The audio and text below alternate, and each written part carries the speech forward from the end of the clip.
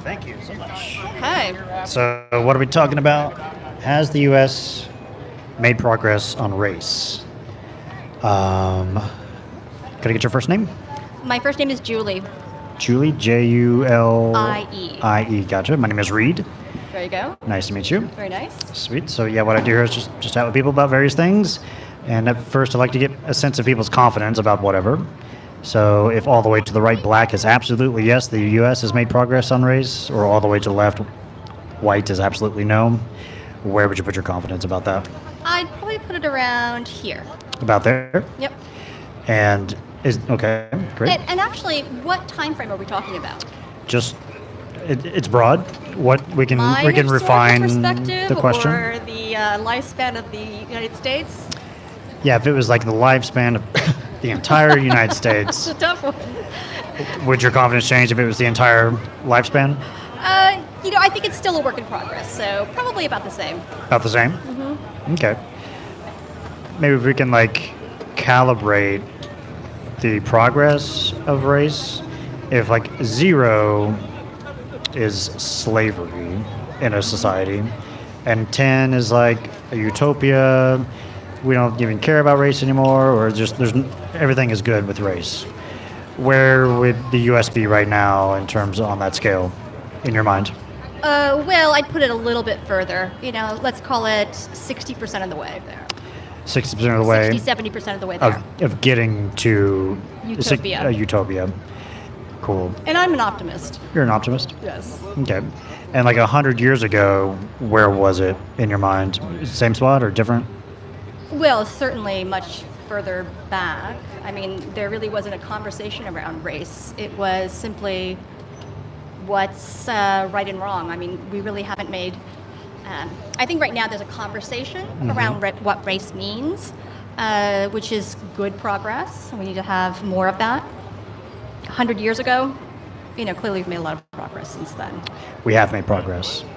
So, and the has is a low bar for this. So we have made progress. So your confidence for this is about that much? That works. Okay, great. So in terms of making more progress, we can shift the conversation to how do we get more progress in the U.S.? Well, I mean, there's clear conversations around what racism means, right? And I think that we've seen a lot of great vocal advocacy from a lot of constituents. The Black Lives Matter, I think, has really opened that dialogue in sometimes controversial ways, but at least it's getting the dialogue out there. But what we haven't really talked about is the subconscious nature of our relationship with race. Subconscious relationship? Our acculturation, just the views that we have based on how we were raised, how we live, and things like that. And while a lot of people may not behave in a way that's racist, race certainly plays a role in how we perceive other people, outcomes, things, so on. Okay, so how do we measure the subconscious level of racism in people, in your mind, any idea? Oh, I mean, there's a lot of ways you can measure it. I mean, there's a lot of things that have tested people's, behaviors related to different races. So, for example, they looked at the likelihood of a driver yielding at a pedestrian walk to different people, right? Oh, really? And the wealthier you were, the less likely you would yield to a person of color. Okay. And so, the more, with Uber drivers, for example, if you are a person of color, either in name or in your facial, features in your picture, you are more likely to get a canceled ride. Oh, okay. If you have a name that sounds very African, it's much less likely that you will get a job of somebody with an equally qualified resume than that of somebody who has a very whitewashed name, even if you just swap out those names with the same resume. Okay. I mean, there's a lot of subconscious filters, and there's a lot of easy ways to measure that. Yeah, so these are ways to measure the level of racism, and if we do these tests again and again each year and we find better results, that would be a way to tell if there's more progress on race? I mean, those are some of the measures, I suppose. Okay. Any other any other ways to tell besides these type of tests? It's a good question. I'm not really sure. And, it kind of brings me to another, kind of somewhat related thought in terms of how we think about the measure of the success of our country, right? We usually look at it in financial measures like GDP. Yeah, yeah. And there's so many other factors that determine how well our country is doing.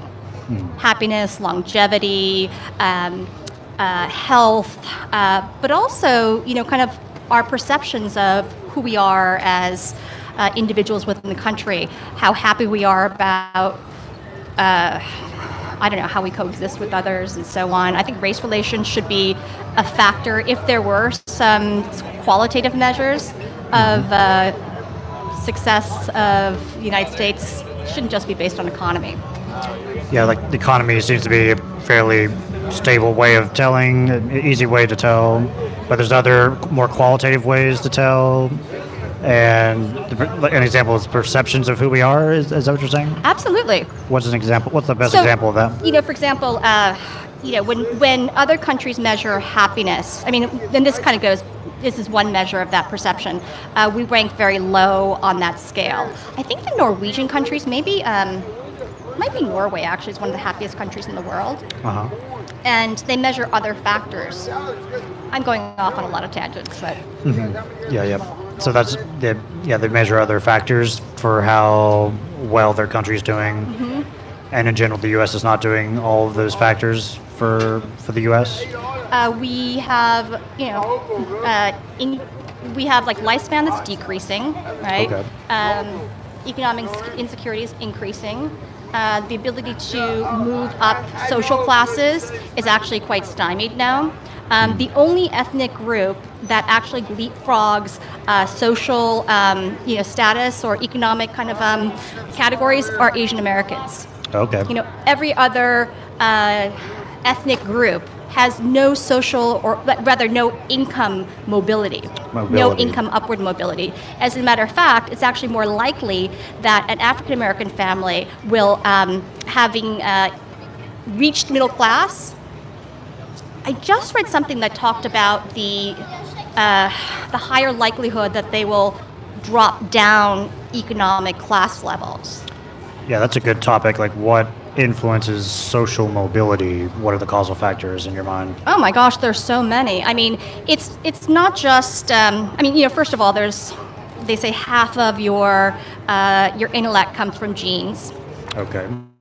From genetic factors, and half is from your environment, right? And from your environment, everything that you're born with, your genome, the epigenome, all these things are triggered by how you're raised in your environment, right? And for people who live in poverty, who live in places where security is not, where safety is an issue, it actually causes what they call, what's the term? It's a type of trauma. It's like it's basically persistent trauma. They're now labeling a type of trauma as PTSD that's not just single incident based, but accumulated trauma throughout their life. Accumulated. So that's if people go through that will predict less social mobility. Is that what I'm hearing you say? Well, that actually predicts a number of things. It actually impacts your overall health. Okay. It increases your likelihood of having chronic illness. It reduces your mortality. It increases all those things that happen in your fight and flight response. It reduces your ability to problem solve as well, reduces your working memory, impulse control, so many things that would dictate whether or not you're a success in school, whether you're a success at work, whether you're successful at delaying gratification, which is also important for success in any of those other areas. Okay, gotcha. So if we understand social mobility more and we apply that to all the races, hopefully we'll get more progress with race. Is that what I'm hearing you say? Well, I mean, it's one thought that came to mind. Yeah, gotcha. Sweet. Well, that's a lot there. Anything else about that, Julie? Oh gosh, so many topics. It's a lot, yeah. But, It's a lot.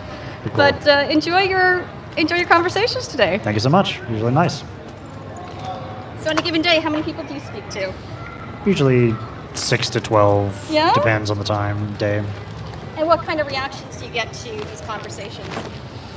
The reactions to them, usually very positive online. What's that? Usually very positive. Yeah. Yeah. So is this, what's your My channel is this, cordial curiosity? and street epistemology is the way to have the conversation that I'm trying to do. Yeah. Very nice. Thanks. Have a good day. Enjoy. Thanks. Sorry I couldn't be more cogent, but That's fine. It's a broad those topic. days. Yeah. Thank you. Bye-bye. Clear answer. Okay. Okay. That's fine. Want to talk about that for a minute? Okay. Okay. Do you mind if I record? Is that all right?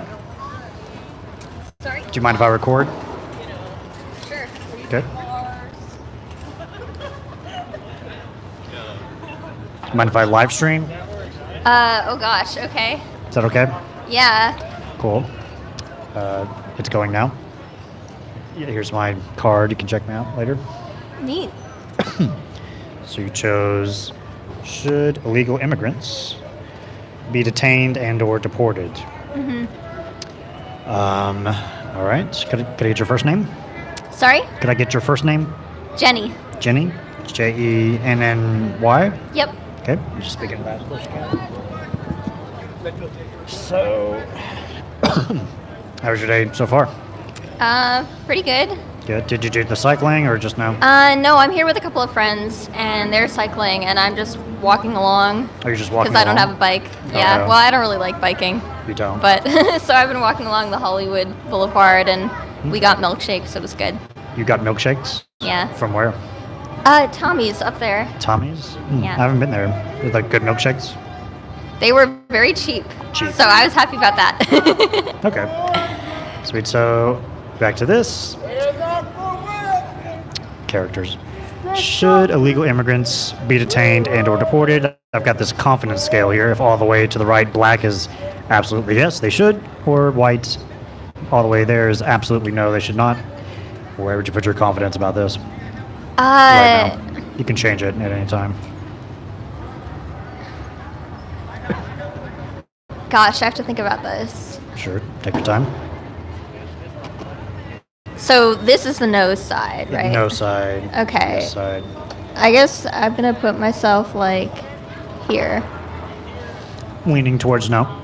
Leaning towards no, but not exactly no. Not exactly no. Yeah, well, Yeah, so I what- think that yeah. the way that deportation is being practiced in the U.S. right now is ethically horrifying. I mean, I'm sure probably you and people watching this know about the wow, it's really weird to hear my voice echoing. Know about like the children being separated from their parents and how like they aren't being given basic necessities like toothpaste and whatever, and some of them don't have enough beds and there's overcrowding, and it's just completely horrifying how they're being treated. It's like especially I feel especially strongly about the children because like these are kids, you know, there's nothing a 5-year-old can do where you are justified like taking them away from their mother or father and putting them behind bars and, you know, basically treating them like a prisoner. Yeah, so the unethical treatment of the illegal immigrants through that process is affecting your confidence about this? Is that what I'm hearing you say? Right. So when I say no, I mean like right now, if ICE came to my neighborhood or whatever and was like, do you know of anyone who's illegal, like, or do you know where we should go, or if an illegal immigrant came and was like, ICE is like at my house, like, can you shelter me? I would be like, of course. Like, I would not. I think it is the way the system is in place right now. I would think it is completely unacceptable to deport immigrants in that way, especially ones who are living here and haven't committed any crimes and are just like trying to make a living. And I also have some sympathy because my great-great-grandfather was an illegal immigrant, and I understand the motivation of, you just want to be here to seek better opportunities, and whatever system is in place that is keeping you out, maybe it's not the fairest system. Okay. But that said, I'm not like fully in favor of like open borders and free immigration for everyone. Okay, let's revise this a little bit. If Okay. this was added to it, and we knew this was true for sure, if that was just true, Yeah. would that affect your confidence about this? Okay, so if the process were more like ethically done, then I would probably be, further over here. Okay. Because I don't think that I think that, laws exist for a reason, and that immigration processes exist for a reason, and I think that, in my ideal world, there wouldn't be completely open borders. It wouldn't be just like anyone can walk into any country, but it would be more, I guess, accessible especially for refugees. There would be more of an eye toward taking people who need to be here. And in order for us to have a law that isn't just completely open borders, you do have to be able to detain and deport people. Yeah, if we set a limit, if people go over that limit, then we have to do something with Yeah. the people. Yeah, so. And if that process was ethical and humane, you would shift your confidence would be different. But right now, it's not as ethical and humane as we'd like. Mm-hmm. Okay. So in principle, it's fine for you. Is that what I'm hearing you say?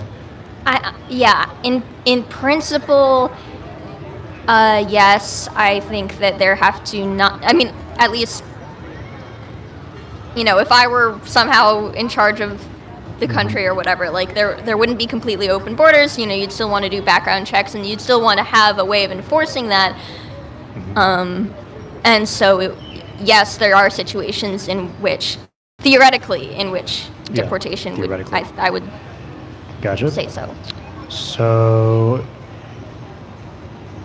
what would change your confidence?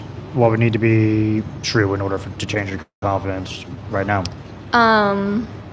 Oh man, a lot would need to change. I mean, well, first of all, dismantling the Trump camps and expediting the process for refugees by a lot, and just basically making it much easier for people to immigrate legally if they're in a position where they really need to, leave their country because of violence and persecution and all those sorts of things. Like, if I knew that, people who wanted to come in and had the, background, they're not like doing drugs, they're not like involved in crime stuff, they just legitimately need to be in. If I knew that those sorts of people had access to be able to come in legally, then, and I knew that the deportation process was changed very significantly to keep families together and to not detain people for years and years without accusing them of any crime or anything, then I think that would be enough. Yeah, you mentioned the Trump camps. Was this just going on? Did this start happening because of Trump putting any specific policies, or? I think that. I mean, I'm not the most educated person about this. I'm like, I'm a random person off the street. But my understanding is that the policy of separating families was new under Trump. That maybe there were already not very good conditions that people were being kept in, but you weren't actually literally pulling kids away from their parents, and That's a new thing. That's what I think. I mean, maybe I understand this incorrectly, or maybe I'm wrong about that. I've heard things where maybe it was in the previous office as well, like under Obama, but I'm also not sure about it. I would lean towards it's not a new thing, but I don't know as well. But what I'm here to say is it's just about improving the process, making it more ethical and humane, stuff like that. Anything else about this, Jenny? No, Sweet. I think that's all I have to say. Gotcha. Thanks so much. Appreciate the conversation. Cool. Love it. Have a great day. Thank you. Nice. Nice to meet you. See you. All cyclists, push to the far right. I think they're opening up the roads again. Turn around. Stay to the right. You're on the left right now. Get on the sidewalk. Turn around. Get on the sidewalk. Stay on the right.